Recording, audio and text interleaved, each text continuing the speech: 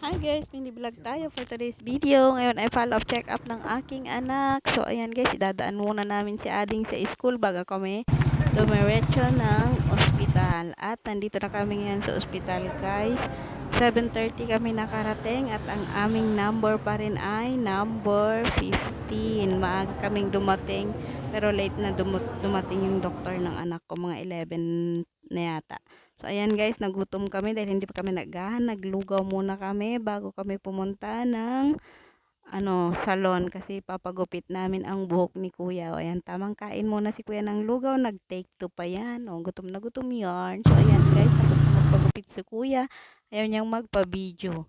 Ayan, nakauwi na rin kami at doon daw muna siya sa papag kasi nga mas malamig doon sa baba ng rambutan. O, ayan si kuya.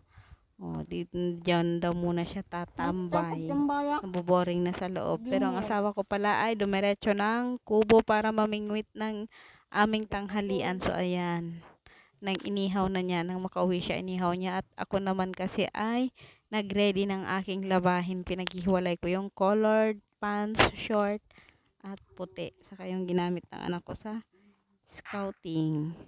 So, ayan guys, 1 p.m. 1 p.m. na kami magla-lunch. Nakaluto na si Mister. Medyo niloloko pa niya kami at kakain na daw ang Hari at Reyna. Joke lang. So, ayan guys, kainan na at sobrang nakakagutom. Yan, gwapo talaga ng anak ko. Oh. Tinitigan ko, nilapitan ko, hanggang sa may diwata na magdilat ko.